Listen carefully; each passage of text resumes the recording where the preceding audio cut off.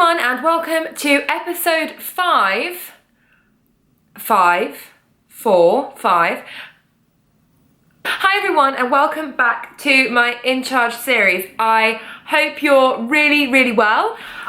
Just really sorry interrupting myself, film this at the end. I just realised I'd like to put a trigger warning on this video for anyone with disordered eating or who finds themselves getting quite uncomfortable around this sort of topic of conversation.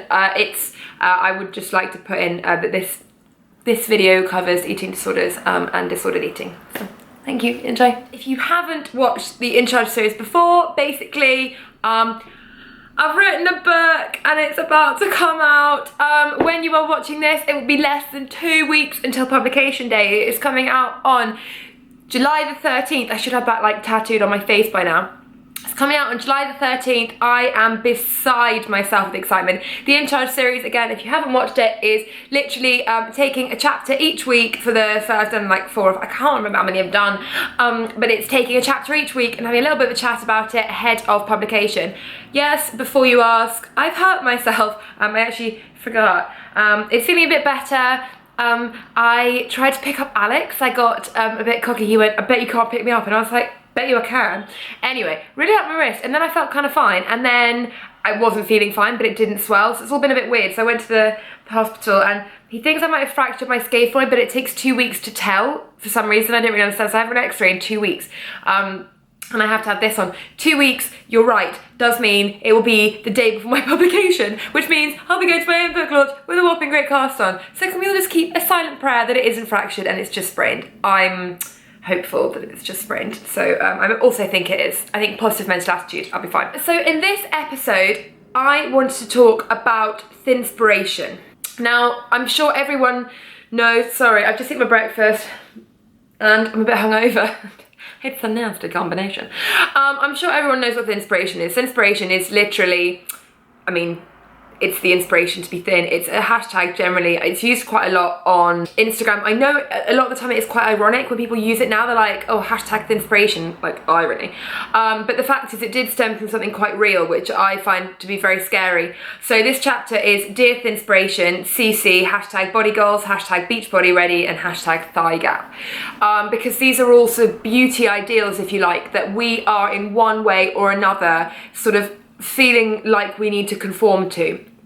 And they are responsible, to my mind, for a huge amount of pressure that is on women at the moment, and has actually been for years. So this chapter's been, well, like I said before, a lot of this book is very funny and very easygoing and very relatable. This chapter is equally relatable, but this is one of the ones that isn't so easygoing. This is quite honest about my experience with my body and my expectations for it and my inspiration and how I've actually not always been healthy in my aspirations for a better body. And that's not to say I had a serious problem with it, but I did have like millions and millions of women desperate insecurities surrounding my body that did stem from this sort of thinspiration type thing, this are you beach body ready, this do you have a thigh gap, are you smaller than A4 piece of paper, do you have an armpit cave, like the thigh brow, you know, there's all of these ridiculous beauty ideals that we have always felt that we needed to aspire to. And for me, this chapter quite honestly looks at my relationship with my body, sort of growing up surrounded by this huge pressure. Sorry, I haven't got a mic and I haven't got a soundproof room, so you can hear, I do live next to a hospital, there's not something crazy going on outside, I hope. Also, it looks at, like I say, my relationship with my body. It looks at these actual conformities, I don't know if that's the right word, themselves. It looks at thinspiration, it looks at, like, I mean, the thigh gap, for me, this is how I start the chapter. I'm very hypermobile, like incredibly bendy, and I technically have a thigh gap because my knees bend so far backwards that my thighs go like, but I'll tweet a photo at some point. But in order for me to have what you're supposed to have, what the thigh gap, it's really hard, I don't know why I keep using this hand, what the thigh gap says is when your knees are together and your thighs are apart, for the life of me, I don't know why this is an aspiration, but it is. And it is crippling. If someone like me, the way I'm built, tried to get a thigh gap, I would make myself incredibly ill, because that is not the way my body was made. Like, that wasn't what I was meant for. And that is the case with a lot of people. So that's a very, very unhealthy sort of aspiration for people. Thinspiration in general is just fucking disgusting, because I hate that anyone would need to be inspired to be thin, you know what I mean? Like, that someone would coin themselves, would label themselves, would put that hashtag on an image of themselves, sort of knowing that that other girls are going to be looking at that and using them as a sort of as a goal, as a reason to starve themselves, as a reason to miss dinner, as a reason to make themselves ill. Yeah, I mean, this is a very interesting thing for me. So it's looking at my body, it's looking at these crazy ideals. Do you guys remember that one? It was like 2 years ago, and I don't know if I even wrote it in here, because I don't know if it happened when I'd written this chapter, but it was last year. And there was this challenge, and it started in China, and it got an A4 piece of paper. I don't think I have an A4 piece of paper, but we all know what an A4 piece of paper looks like. And you had to hold it up to your waist, up, portrait, not long, portrait. And you had to be thinner. You had to be thinner than an A4 piece of paper, and that was the challenge. That was the goal. That was what we were supposed to be doing. And I kind of, in this chapter, look at the roots of this stuff. Like, where the fuck has that come from? Like, is that what we're using social media for? Like, it's so scary, and it's horrendous that we are conforming. I don't know where it's come from. I don't know who starts these things, but then obviously it's not helped by companies like Protein World, who put up that advert on the tube with that, you know, the everyone saw it, yellow background and the woman in the bikini, and it's, "Are you beach body ready?" And I'm like, oh, do you want to go and get fucked? Like, leave me alone. Exactly how do you get beach body ready? You put up your body in a bikini. Like, that is the easiest thing. But we are being shamed, really, and had these ridiculous expectations put on us, and there's enormous pressure, and it does stem from the fact that thinspiration even exists. The fact that we're living in a society where thinspiration is a thing is just so infuriating and so distressing and so dangerous. And social media plays a huge part in that. Like, I look a lot, it was horrible to do, but researching on Instagram the trends and the hashtags that people with disordered eating are using as motivation almost, and it is so scary. And this pressure it's not even a pressure, it's just like an omniscient being that is like existing alongside us. Like, we're just trying to get through the fucking day, and then in the background, like, a little voice here is like, thigh gap, thinspiration, thigh brow, body goals, hashtag this, hashtag that, and I'm like, oh my god, will you go away? And then it also looks at how this is a problem that seems to just be targeting women. And that's not to say that men aren't affected, because I know that body ideals, body image is still a huge issue for men, and I don't want to take away from that. But the way that society is at the minute, I believe, making this a very dangerous, very female problem. I had quite a bit of fun with this, but I know this chapter is quite heavy, but I did try and have a little bit of fun with it. Looking at society circa 2007, this is just an extract. Looking at society circa 2017, the picture is a tragic one.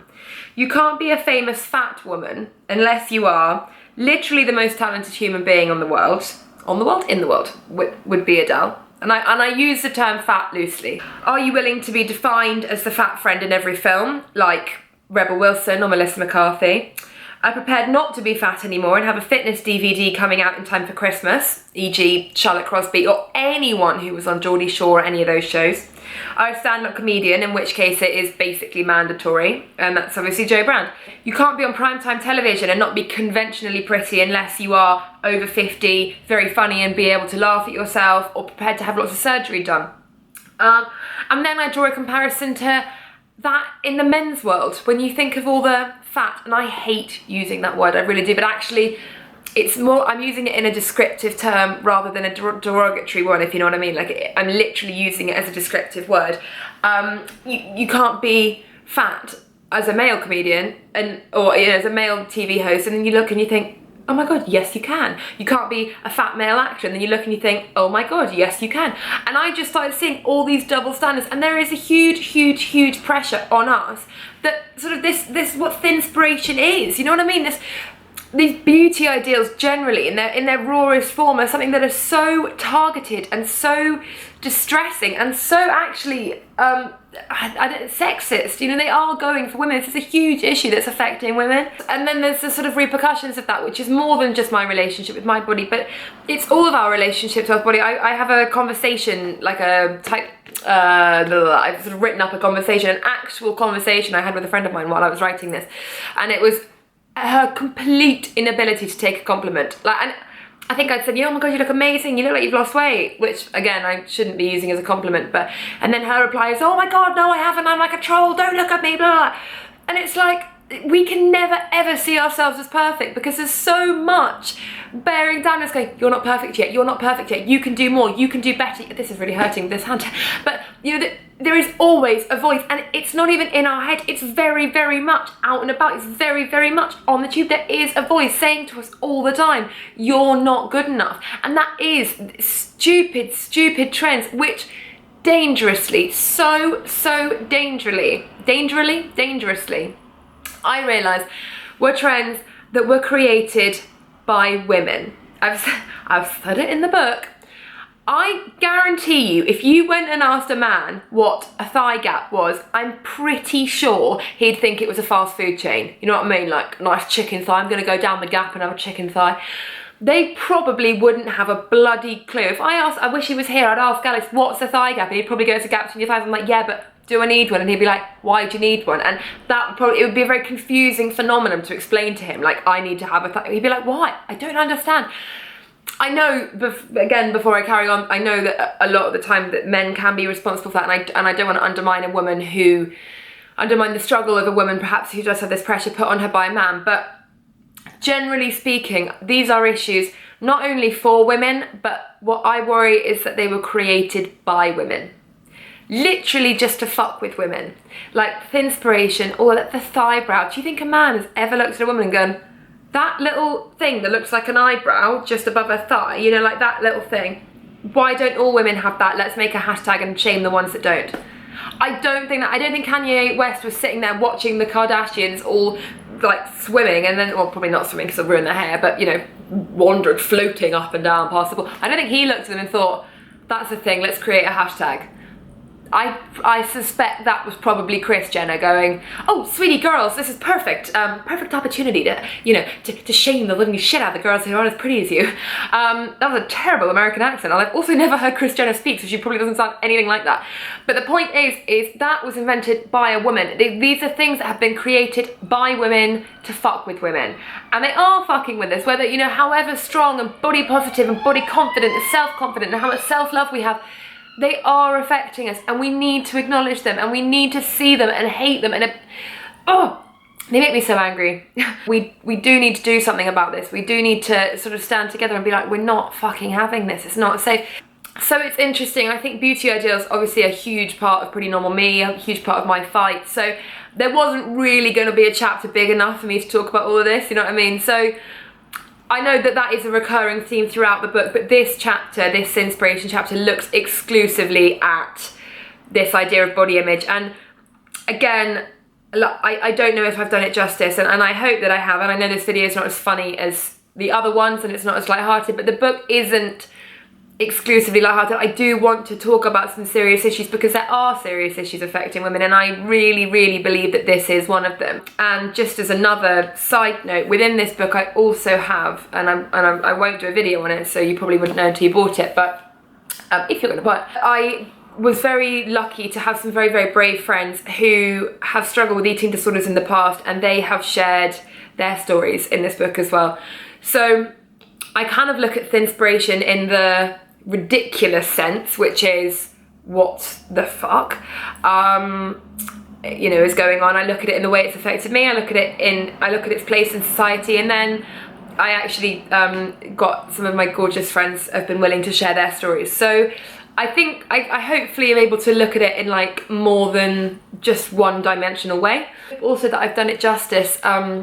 But obviously this is my main plight. The fight against beauty ideals is my, it's what gets me out of bed in the morning. So this is always going to be a good chapter, you know, for me to write. I don't know if I've done it justice talking about it. I probably haven't, because I'm in a weird place where I don't want to like read the whole thing out, because then I've just ruined the whole chapter, but then I also want to talk about loads of it, so it's a bit confusing. So I hope I've managed to talk about enough.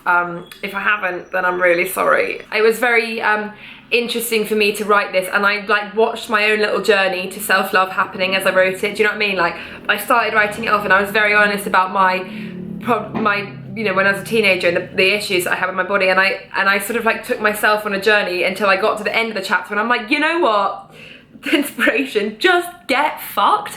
And it was really weird, because that was actually so appropriate, because that's exactly what I'm feeling like right now, and that's where I'm at in my life. And so it was very fun to write it, because I don't know, maybe it's like 10 or 15 or 20 pages, I don't know. Oh, text, that should be on silent.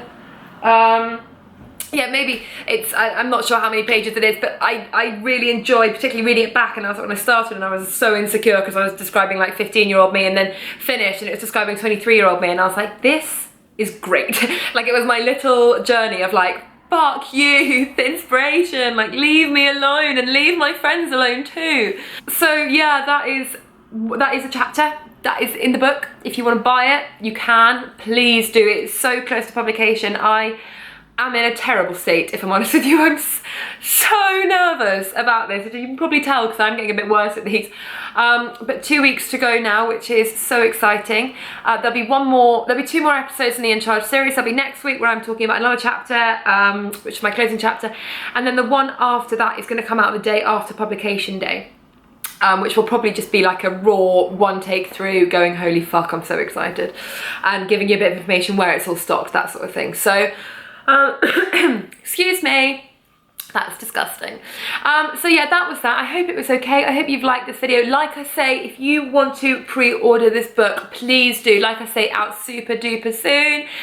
The link is in the description box. I can't tell you how much it means to me. Like, I think you might think you know how much it means to me, and then times it by like 100, because I'm laughing, crying and drinking too much at the moment, like all three things being done in excess.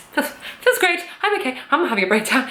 Don't worry. No, genuinely, I'm so excited, guys. Thank you so much. Thanks for watching. Hope this made sense. Yeah, that's that. Have a wonderful weekend. Hope the sun comes back out this week. It's been really gribbly. And I will see you all next Thursday with a new video. Take care. Lots of love. Thanks for watching. Bye.